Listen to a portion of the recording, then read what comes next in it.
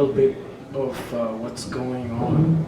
Yeah, well, it's a very good question, because that is the difficulty for anyone who wants to engage with the government on whatever level.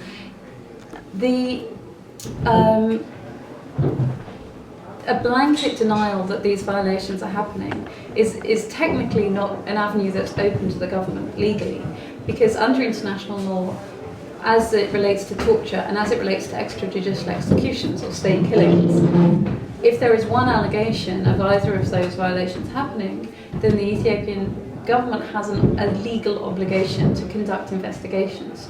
So that just refusal, that the response that these things do not happen is not a legitimate response in that framework. They have to conduct investigations into allegations of torture, into allegations of state killings, and we hope that the international community will try and encourage, if not put pressure on them to make that happen. But you're right that if you have a starting point of admitting that there might be a problem, or that even if it comes from a lack of capacity, institutional weakness, things that need to be built up, that's a starting point that you can engage with from whichever perspective you're coming. If it's technical assistance, funding to address the violation, to address weaknesses or the problems in systems wherever they exist, which is what donors could do and I believe want to do. You don't have that starting point when there's a blanket denial. So you're right, it's incredibly problematic. I think that that's the public face of the government's response, is that these things just don't happen. I hope that behind closed doors there's perhaps a more realistic response and acknowledgement of what's going on, and then perhaps there can be some very small steps even within the government to start to address those issues. Ethiopia is heading to an election in 2015. The arrest, the imprisonment of Baqqala Garba and Olbana Leellisaa is related to election issues, and also meeting with you and your team. Is that right? So what's your projection in terms of the intensity of human rights abuse ahead, during the elections in Oromia region? And other regions as well. Do you have anything to say about that? Well, I think in general the space for political freedoms, the exercise of political rights has continued to shrink ever since 2005 elections. I think though we can also already see certain things happening which are the lead up to the next elections.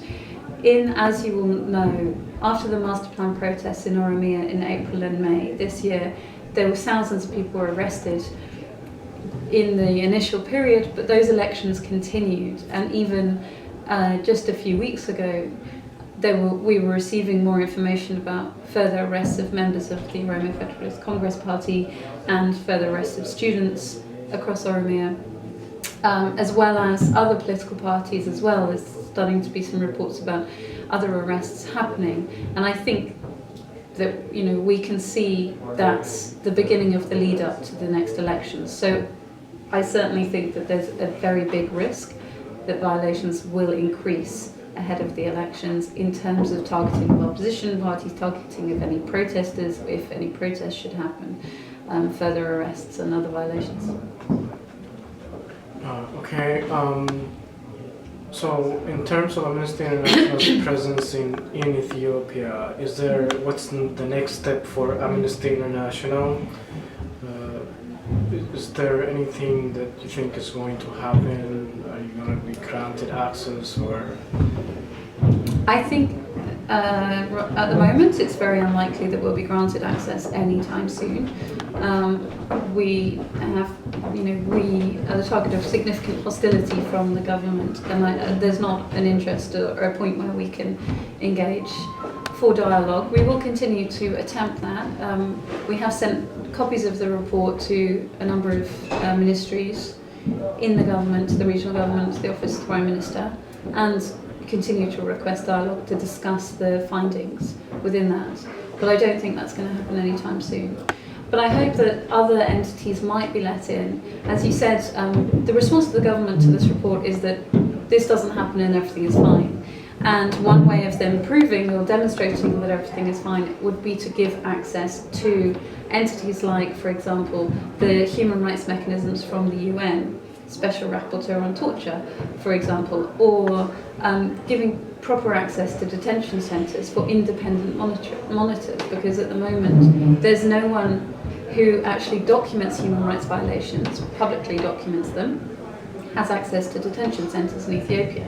So if everything is fine, then that can be demonstrated if independent observers and independent monitors had access to do that. So I hope that the government can be encouraged to let in some of those independent mechanisms who can conduct impartial investigations.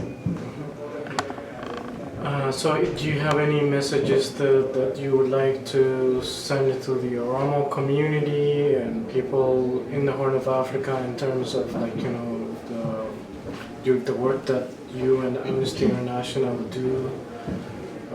I know that the report Because I'm Oromo has inspired a lot of people who have felt for a long time that their stories are not being told, despite rampant, as you said in the report, sweeping rights abuses in Oromia and elsewhere.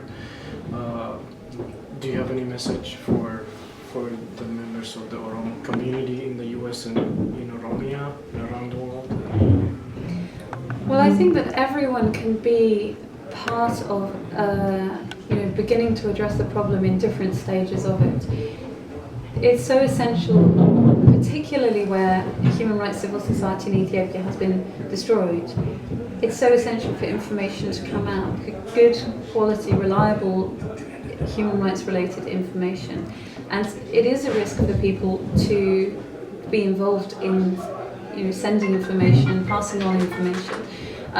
But where possible, then that should be an increase of information coming out can only be a good thing. And then for the community outside of Ethiopia, everyone can be a human rights activist in however whatever capacity is available to you, including the Oromo community here in the US.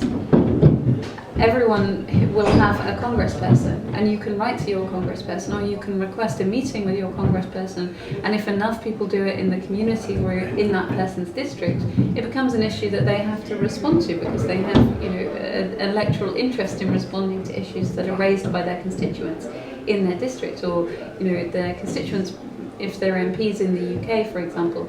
And then that person will then take it forward within the US government, including in relation to those issues that I raised earlier about looking at scrutiny of where money is going, who's being funded, what is being funded, and that kind of thing. So I think there's always some action that you can take constructively, and I know, as you say, this report has caused a lot of reaction. It's caused some people to be inspired and increase of anger, but channel all that energy into something constructive, and it is possible. Every person can do that. They can find a way of trying to use that energy to make a change. Thank you very much, Claire Beston. Claire Beston is in Washington, D.C. to speak at the event organized by the Oromo Community Center in Northwest Washington, D.C. Thank you for joining us. Appreciate that. Thanks. Bye.